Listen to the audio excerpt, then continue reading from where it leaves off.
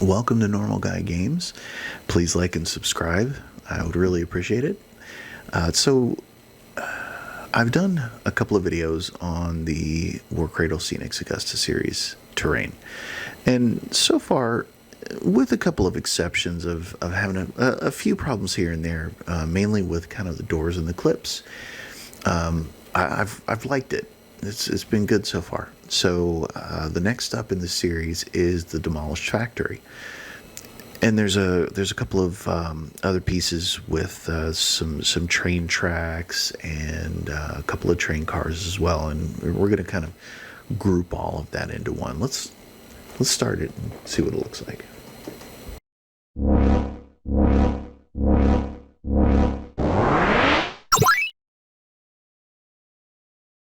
Okay, so here we go.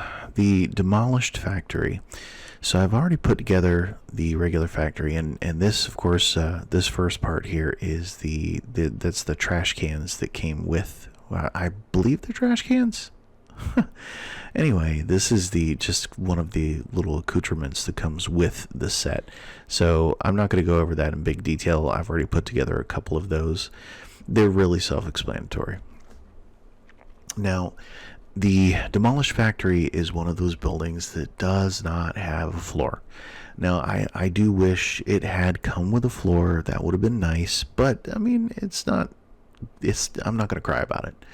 So, the first thing to do is to put together the walls, and you kind of have to, you got to be really careful with the walls in this case because of the fact that there's no floor. You have to balance the walls and kind of pinch them together to make sure that you get them right. Now, the second floor is a little easier because it does have sort of a pseudo guide on it. It's got some tabs and clips or whatnot, and because it is a demolished building, of course, part of it is broken away, and that reflects on the first floor and the second floor, as you can see. Now, this second floor, because it has those guides on it, it is a little bit easier to keep together as well, and you won't have to worry about trying to rubber band it and lean it up against stuff or whatnot. It actually comes out pretty stellar in this particular case. Now, there are some sections of floor here that are a little precarious because it is one little clip on one little piece, and you kind of have to just kind of put everything together. Now, as you can see, this is one of the accessories. This goes on the top of the roof, and as with other Warcradle Scenics buildings, you have these little pieces that go over the edge to create like a little lip, and that helps actually to hide the seams on the buildings, and they just line up. As you can see, there's already like a small guide burnt into the side of the building that shows you where to put it. So once again, this is kind of like this is a very it's something that I appreciate because of the fact that it hides all of the seams and hides all of the bottom floor and whatnot, that top layer. I think it works pretty well. Now, the one thing that is always a bit of a pain in the butt, stairs. You can't really do much about that, though. It's one of those things that you have to just kind of live with. As long as you take your time, take it slow. I know it looks like I'm rushing here, actually, but I've sped up the video quite a bit, and I am moving very slowly to try and line everything up. Now, this is a 2-flight staircase, so you will have to put together the bottom section and the top section, and once you're done with that, you put them together with that little, you see this little landing plate here that goes in the center of the two, and it holds together pretty well. There is just enough support on there to where you don't have to worry about it too much. It's not gonna go anywhere. It's not gonna break, especially when you glue this in to the onto the side of the building. Now, as you can see here, this is me just kind of dry fitting everything. And this is the chimney that's up there on the top floor. There was if you look back on the factory that is not current, that isn't busted, you actually can tell where it starts and ends. Now, these little pieces here are just kind of decoration. You can put them just about anywhere, and you actually don't even have to really glue them down. I just decided to do so because I didn't want to have to worry about trying to scatter around the building. And I also put a couple of the boards up across the window as well. Now, this is how everything turns out for the building. Now, this guy, oh boy, this is one of the train cars.